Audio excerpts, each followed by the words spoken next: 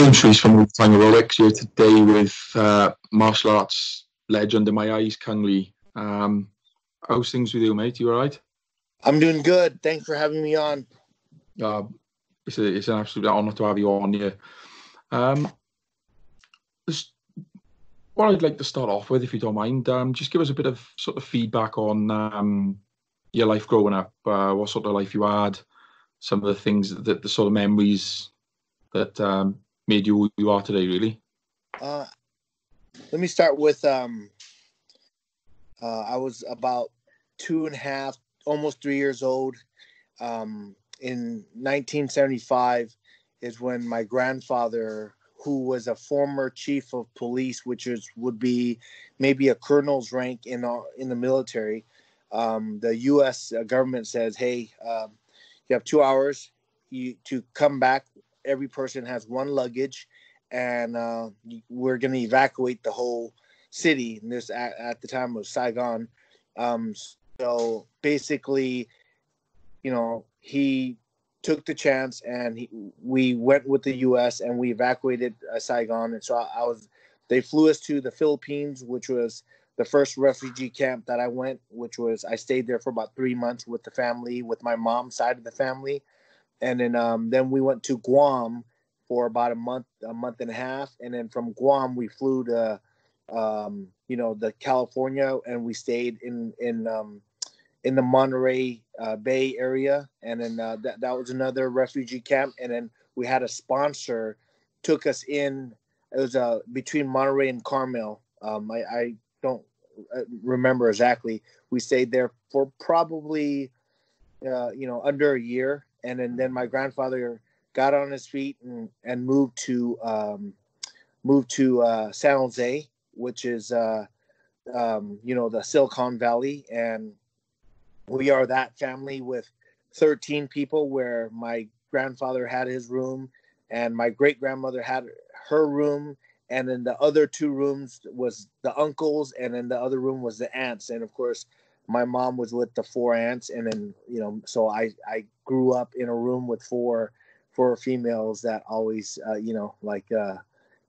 they were supposed to be the caretaker, but I just remember some funny funny stuff that went on, just because people think it's always like the boys that are prankster. They always used to prank me and stuff like that. And I remember my aunt flipped her lids.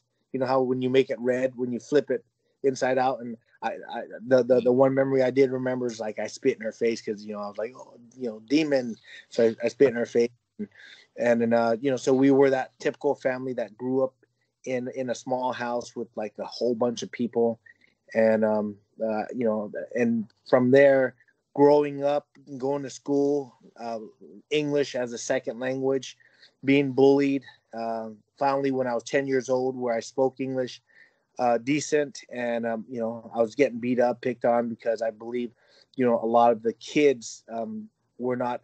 They didn't understand what happened in Vietnam. So whether it's their father or their uncle or family member died, or lost a body part, or was a casualty of the war, we were definitely, the names Gook, Chink, Nip, was always around. And from there, my mom decided, she got tired of seeing me go home with a bloody nose, or bruise on my face, or the one time I got a black eye.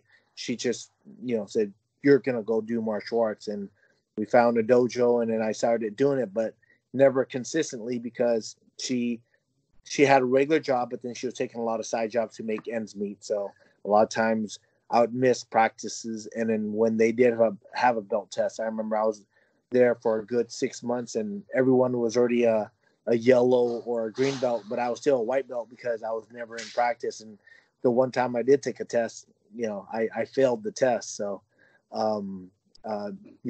that's kind of where, growing up, being bullied, and the inspiration and motivation of defending myself kind of carried over to when I was, when I found wrestling in 7th grade. and then from 7th grade to 8th grade, all the way to my second year in college, I wrestled, and then I went back to martial arts, and then the rest is history. I got over 100 amateur fights, won 3 bronze medals at in 1995, because it's every 2 years, 97 and 99 for the U.S. And then then I became the U.S. national team coach, and only coach to have a world champion in the wushu, which is the kung fu games. And then the only coach my last year of coaching, where 4 of the fighters were my own fighters, and then the other 4 were from another team, and then we brought home 6 medals. So it was a great accomplishment before I turned pro and fought in Strike Force, and then I fought in Draka, and I fought in Shidokan. I fought special bouts against Jason Yee for the United World title for the Sanda. And then I guess just from there, I think God blessed me with the path, and I stayed with it, and opened up 2 dojos, first one dojo, then another dojo, and then I guess right now I'm that the American dream story, but it's still rough, so.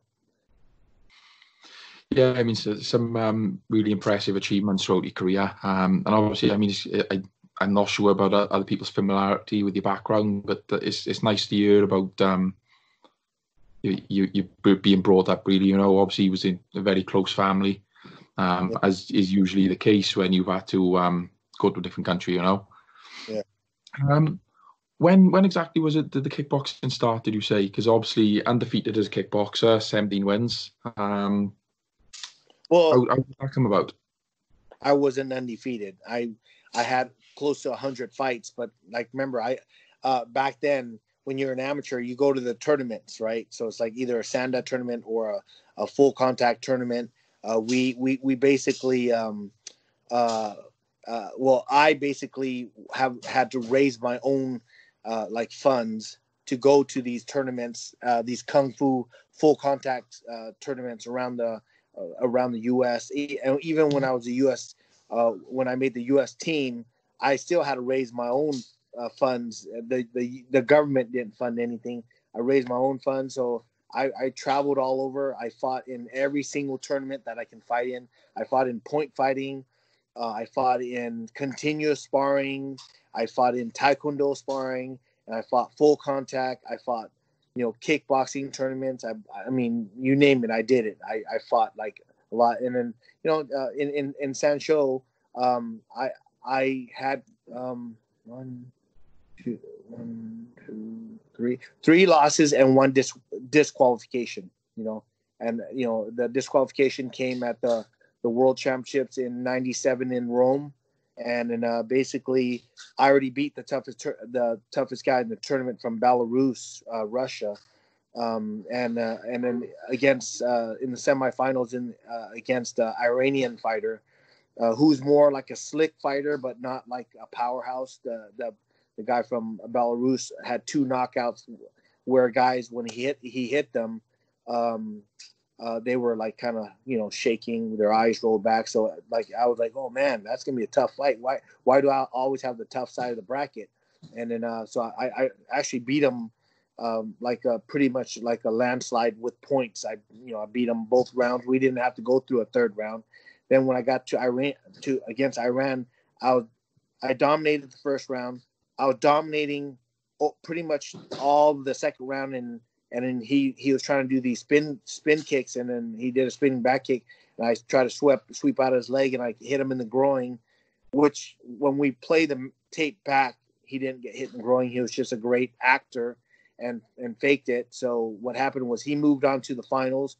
I got disqualified for that, but I went down for 3rd and 4th, and then for a bronze medal, I won the bronze, but he ended up because he was injured and got a chance to move on, and then he didn't get to fight in the finals. But in the finals, there's another Russian fighter that looked like he was really good with punching and wrestling, but the point and the kicks and how to score points in Sanda, I think the Iranian kid would have won.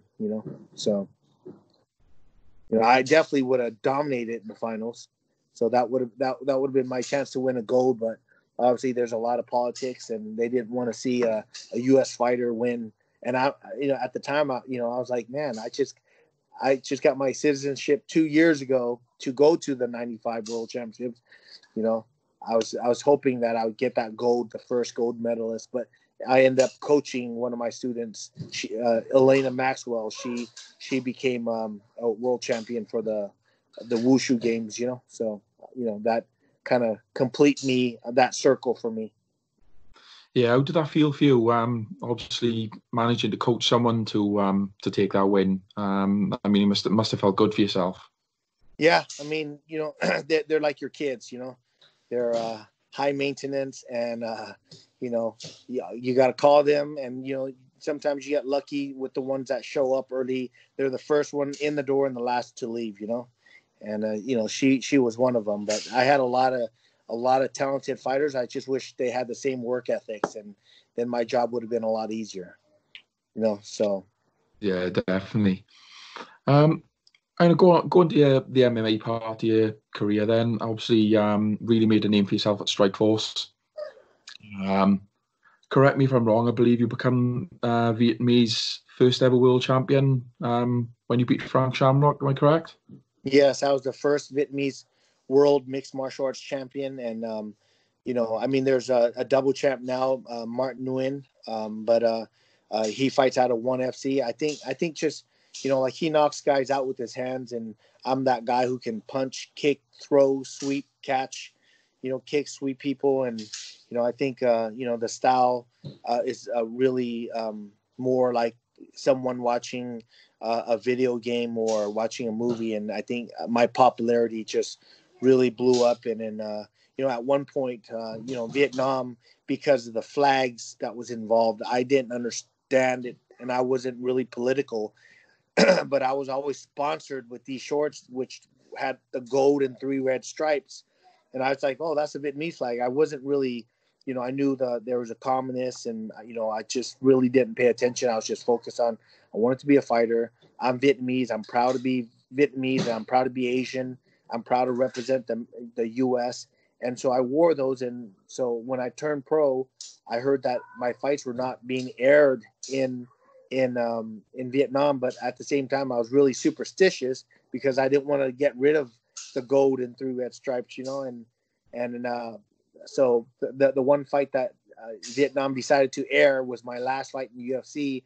It wasn't the fact that I wasn't going to wear the gold and 3 red stripes. It was the fact that UFC says, hey, you're going to have to wear our shorts. I said, okay.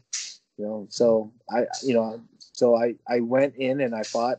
But there's a lot of YouTube. YouTube was getting bigger, and then the Vietnamese people looked up to me, and I'm kind of like the people's champion there, and I have a huge following in Vietnam, so I'm just blessed by that gift. I thank God every day for my blessings, and then I just now that I'm done with Strikeforce, moved to UFC, went 2-2 in the UFC. I just I feel like instead of continuing to fight, which was 5 years ago or 4 years ago, I'm going to fight for all the fighters, like equal pay, fair market, because at the time UFC had bought out Pride, had bought out WEC, had shut down all these different, MMA companies, and then eventually bought out Strikeforce.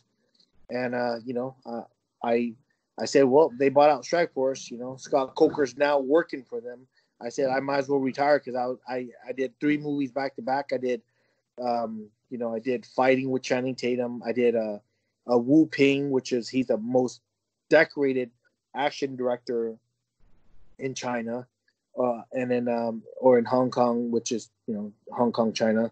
And then I did Pandorum with Dennis Quaid and Ben Foster. So I was on a streak, and I had a lot of projects. But then, I went back, and I was trying to do fighting and movies at the same time, which wasn't a good mix because when you're doing movies, you know, you're on a set, you don't have good trainers, or you're just doing what you could, and you know, and you can't spar because you can't get bruised, you know, you can't even have any contact. So, you know, after 18 months layoff, I, you know, suffered my first defeat in MMA, and you know, it was you know, then after that, I just focused on MMA and fought, and just I got that that win back, you know, against Scott Smith, and then I went on another, you know, 3 movie nonstop back to back, actually 4 movies, and then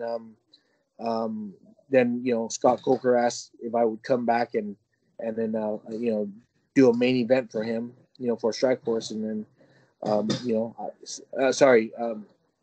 then I went to UFC. My first loss was for us in Strikeforce, but then I went to UFC. My first fight, I lost to Vanderlei, you know, and I felt like I was winning both rounds. I just wasn't in good shape. I was tired. I dominated the first round. I was winning the second round, and I just got caught. And you know, when you're super gassed, you know, it seems like the chin goes too. You know, so. Yeah, didn't you suffer quite a bad break of the nose against Vanderlei? Yeah. Oh, I broke my nose against Scott Smith, also, and then against Vanderlei. You know, he got me with a good knee, you know, and then broke my nose. But I actually told, you know, then when he was punching me behind the head, because I did shoot in trying to continue the fight. And I just remember that, like, when the referee stopped it, I'm all, you know, why'd you stop it? He was the one punching me in the back head. He actually knew he is done. We call him Bam Bam Steel, you know, because he ex-fighter too. He's a Kung. You should take a look at your nose. It's really bad. I just want to save your nose. I have a good nose surgeon, you know. I just didn't want to lose my first fight in the UFC when I'm done, when I was winning, you know. So it is what it is. You know, I lost, and you know, I learned from it. Then I went on a 2-fight win streak, and then for my last fight, I was probably in the best shape of my life. But you know, I lost to Michael Bisping. He got a good shot in. You know, a jab that broke the bone that held my eyeball. So that was like the worst pain that I ever felt, because as soon as I got hit, I felt like throwing up and shitting at the same time. It was a weird feeling. Then when he just attacked, and I said, well, if I'm going to lose, I'm gonna go out on my shield. And I couldn't see him. I was swallowing my own blood. And then when I blew my nose, both eyes blew up, because you know the rule. Don't blow don't blow that nose. And I blew my nose, and I shouldn't, but I couldn't breathe. So I swallowed so much blood that I was like peeing blood, but there was no damage to my body, you know. So yeah, it's crazy. Yeah, so, I mean, you obviously took on some great fighters there, really, haven't you? I mean, Vanderlei, going back to your time with Frank Shamrock, Rich Franklin, as you say, Mike Bisping. You took on some really big names there. What do you feel was what would you sort of classify as the biggest fight you had? Probably Frank Shamrock, you know, because at the time I was undefeated. I was in the best shape of my life. I felt like, man, I could have beat anyone, you know, that day, you know, at that weight class, you know, like everything was, you know, of course, 3 weeks before the fight, I got 21 stitches on a movie set that I already committed to. And I was like, you know, I was only gone for a week, but I needed that week to let my body recover. But then the last day of the shoot, I got 21 stitches on Tekken, on the movie Tekken. And then when I came back, I couldn't train, I couldn't spar. So my body was really recovered and rested. And when I did do some light sparring, I didn't get tired. And against Frank Shamrock, I wasn't tired at all. I felt like I was getting stronger each round. And then, you know, after, when I was in the third round, he got me with a good punch and rocked me a little bit. But I felt like, you know, I was stronger. Every round I was just getting stronger. So, like I said, for that fight, probably everything I done, everything right, recovery-wise. Everything was just, everything I punched, everything every time I threw a punch, every time I threw a kick, it was just landing. And everything that he was throwing at me felt like it was slow motion. Yeah, definitely a phenomenal fight for sure. I mean, you don't see many fights stopped in that way either. I mean, because obviously, if I remember right, you broke his arm with with kicks. Yeah. I mean, really impressive way to win a fight. In particular, your first world championship. Yeah. Before I move on to something away from MMA, can you talk to us a bit about you were one of very few people that's basically challenged the UFC and was involved in a lawsuit with them about obviously where it was basically undercutting the fighters. Can you elaborate on that a little bit? Yeah. So, against Michael Bisping, um, before I left to Vietnam to do a training camp, to finish out my training camp because I want to acclimate to the time. And, one of their lawyers sent me like a new deal, a new 6-fight deal. And I said, look, I'm not going to sign anything unless my lawyers look at it. And he kept pressing, you need to sign it. You need to sign it. And the UFC contract, they lock you in. My first contract, I was with them for 5 years, and it's only supposed to be 18 months, 6-fight deal, and they had me doing all kinds of stuff. So I just felt like I'm not going to sign anything unless my lawyers look it over. And then next thing I know, if I'm going to take performance enhancing, I'm going to take the real stuff that will help my performance, not HGH, right? And any smart athlete knows, even though if you sit in a sauna for 30 minutes, your HGH levels will go up 180%. And when you test for HGH, what was a saving grace and what UFC couldn't fight against was Dr. Catlin from Australia. He was the Olympic Committee PED specialist. He had a 10-year research on HGH, and he says he didn't defend me because he thought I was a nice guy or something. He defended me because he got on Twitter and he says Kung Lee's levels are normal, because if you're going to test someone on HGH, they got to be fasted, no exercise, and probably the best time to do it is when they wake up from their sleep, and then they go in and get tested. But then somehow, I got thrown under the bus, and then I asked for both tests to be openly, matched up. They somehow both tests was destroyed, and so I went and I did a retest, exact same thing that they would do. All the numbers were the same, and the HGH was completely different because I did it properly and my numbers were normal. And then that was posted on either a SureDog or one of the MMA websites. And they did the interview with me. And right after the interview, they had both test results, or my newest test results. So, the fact that they didn't, disclose both mine and Michael Bisping's, so I said, hey, you know what? My son wants to one day fight in the UFC. All these other fighters, I hear a lot of complaints. The first time I went to AK when I was starting to train there, I remember John Fitch and Koscheck and all those guys there were complaining about signing their livelihoods away for the game. And I was like, damn, that's crazy. I'm glad I'm not with the UFC. The next thing I know, years later, I'm fighting for the UFC, and and now I'm going through the same shit. I mean, in a different, path, but kind of the same craziness, and it's as you see, I figure I said I'm gonna. Rampage Jackson brought me on, and then he ended up pulling out, and with my name and John Fitch and Brandon Vera and Nate Corey and a few other guys, it was strong enough to take it to take it to court. And we have great lawyers, and they believe in the project so much that it's a 5-year process, and we're still fighting. And we had our day in court where they, went against each other, with their proof, and we had our proof, and they had their experts, and we had our expert. Man, we crushed them, and it was, it's basically it's open, a public record, and we feel really good. But then the pandemic hit. We were ramping up this year, getting ready to do something, and the pandemic hit. So, now we are in a straight up, kind of like if you think about it, it's like almost like there's riots, there's fires.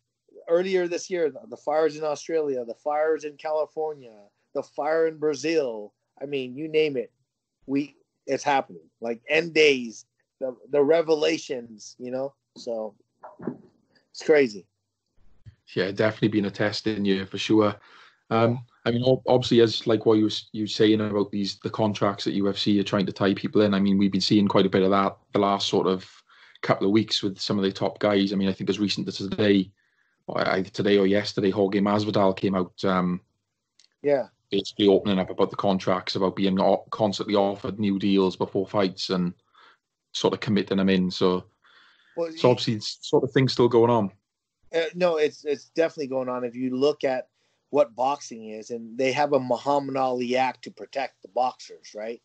And we, as a group called MMAFA, Rob Macy started this group, and he's the guy who got the lawsuit going with all these other law firms that teamed up with us.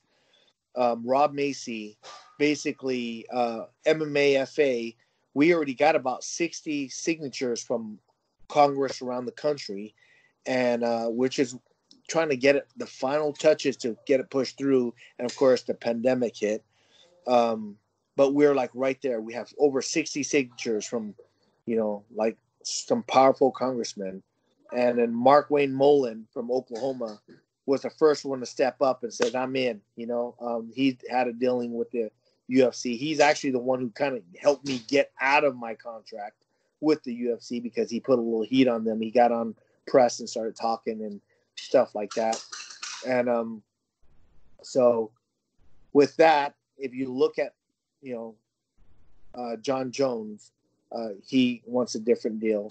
In boxing, it's like if you were a boxing promoter, you would have to compete for, like, say you wanted to promote me and a Michael Bisping rematch or a Vanderlei Silva rematch, and you would bid, but then other promoters will bid. So whoever has the highest bid will kind of win. It's kind of like who's going to do it, who's going to put up the money, right?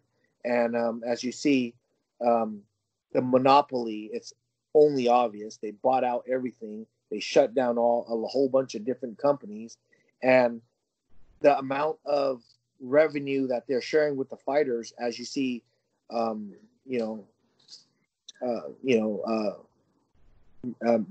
was talking about 18%, but some are 12%, and at high is 18%.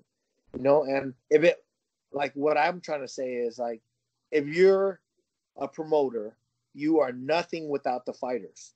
Why don't you take care of the fighters? I mean, you can be the best promoter in the world with the most money, but if you don't have the fighters, you have nothing, right?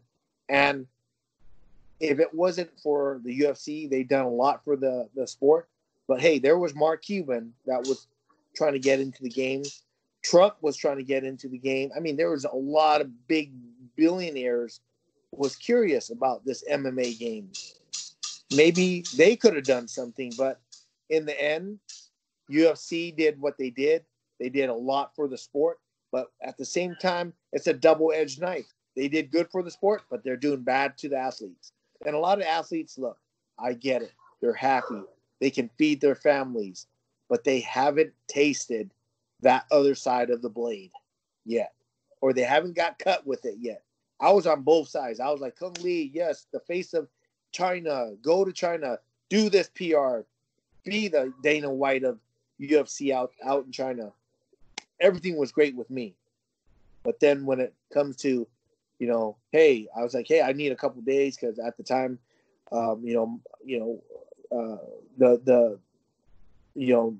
the time my wife had a stomach problem and she had to have surgery, I had to fly out the next day after her surgery.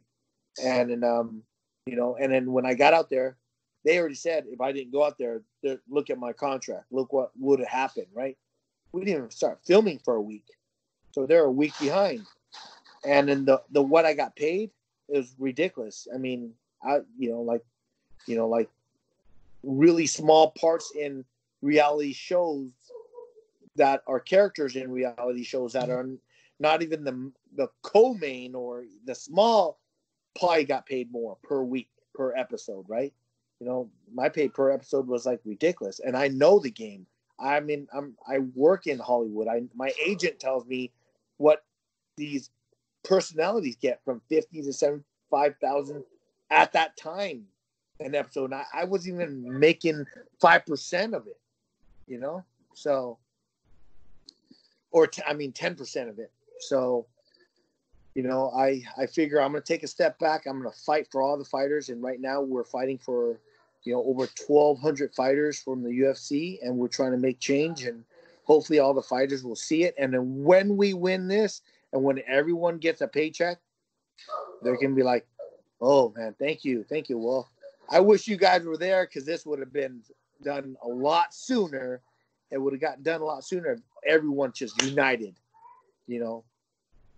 You see this protest going on, all the fighters need to be protesting right now. Every single one of them, because every single one of them, even Conor, you know, in some of his fights when he first came up, was getting ripped off.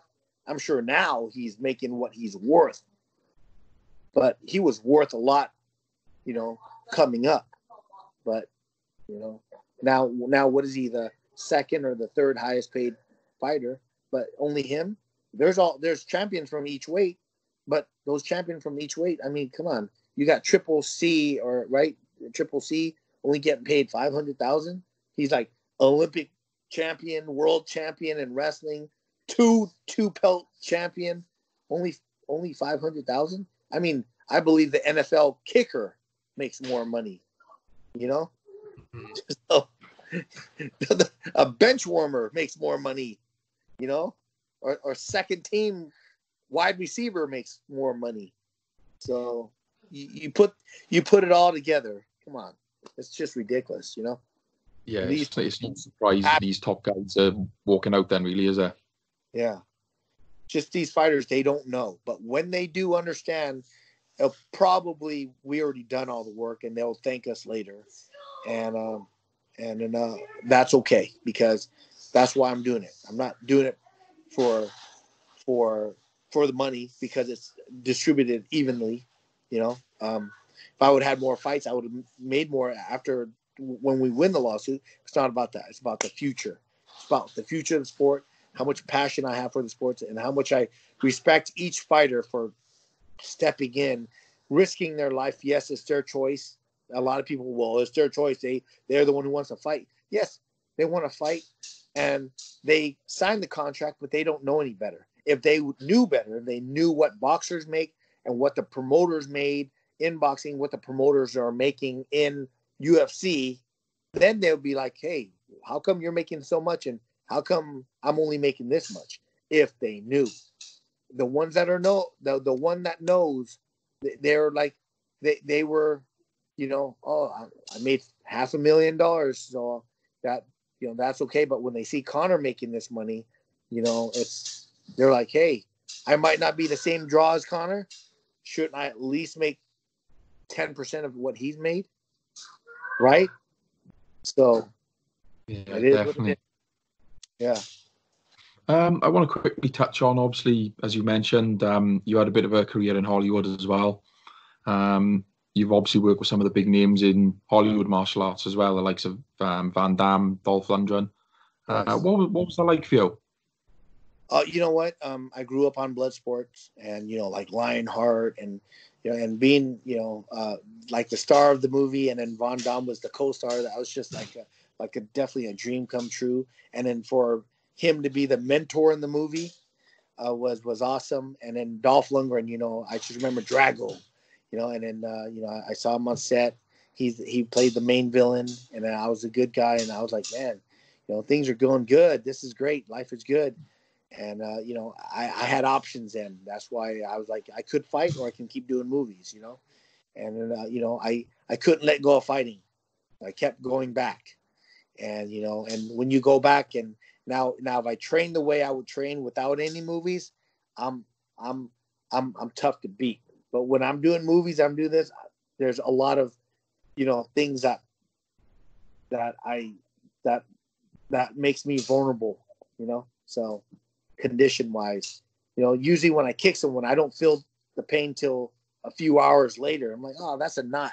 Then during the matches, I remember kicking Scott Smith and I'm like, oh man, my incept's going to be swollen. That hurts, And it's just because you had 18 months off, haven't kicked a bag for almost over a year, then kicking the bag for the first 2 weeks, training for the fight. I was like, dang, this is crazy, how much the body is conditioned.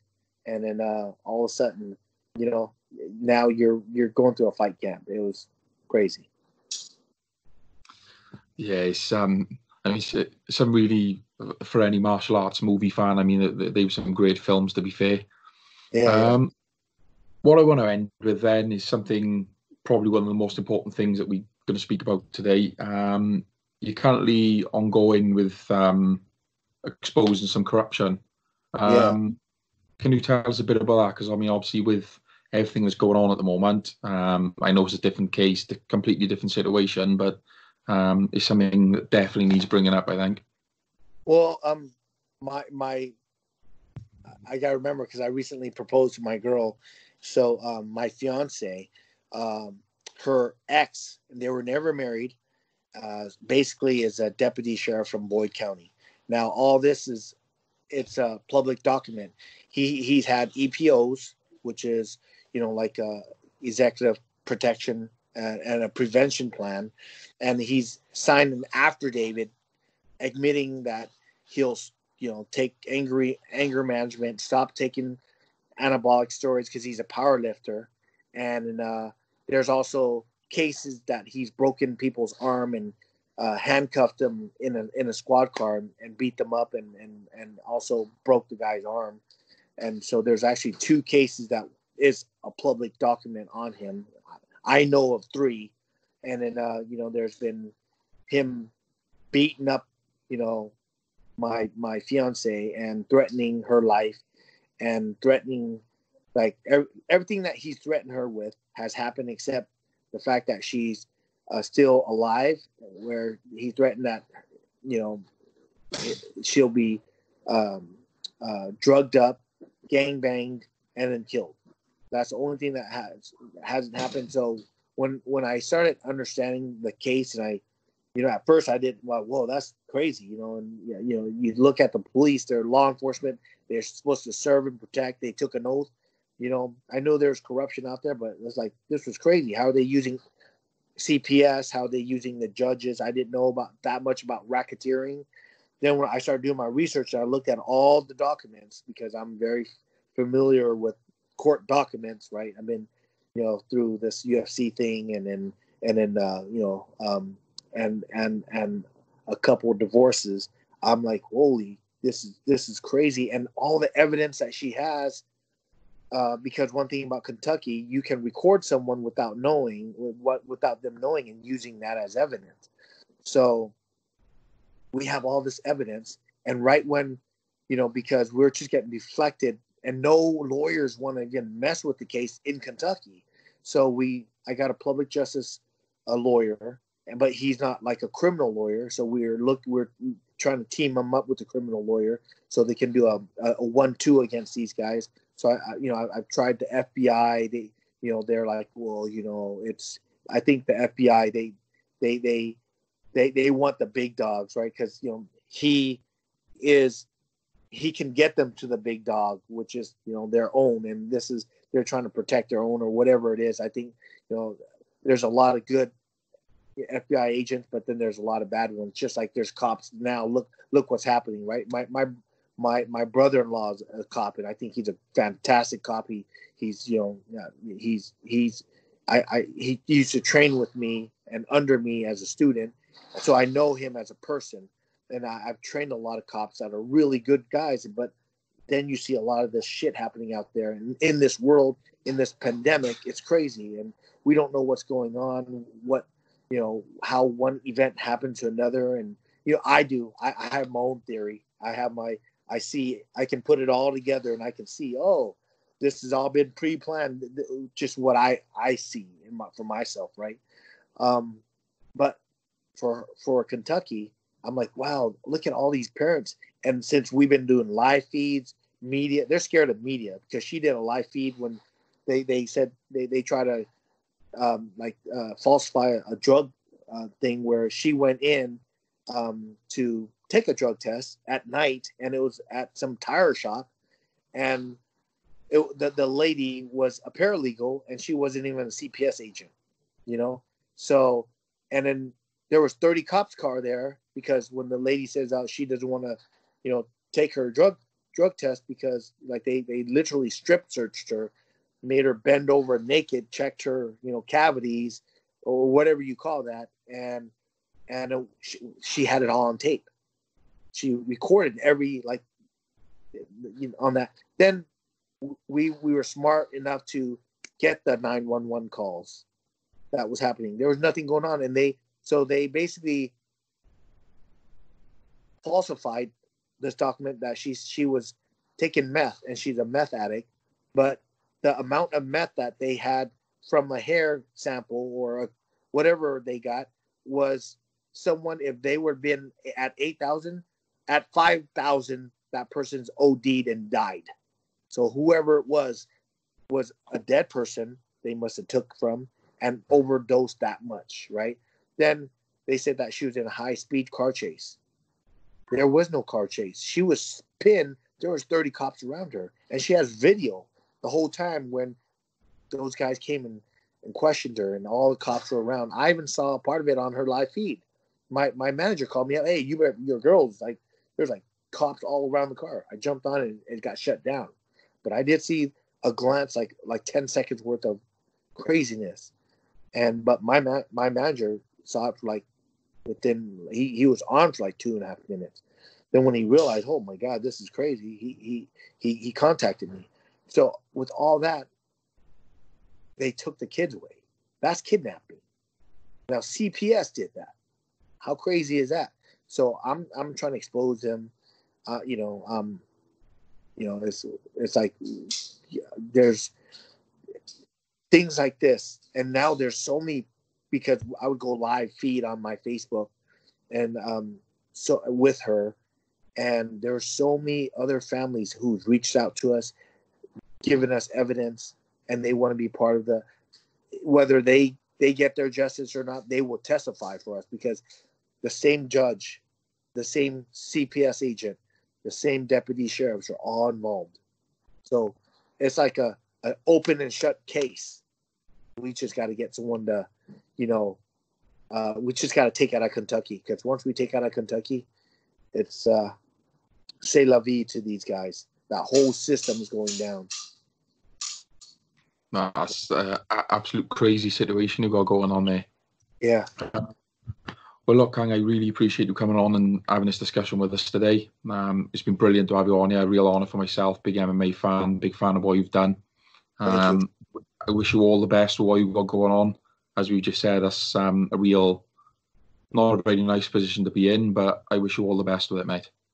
Hey, one last, I just want to thank you for the interview. Thanks to all the fans. And you guys want to, understand a little bit about, because not everyone has the time to train as a fighter or even a martial artist.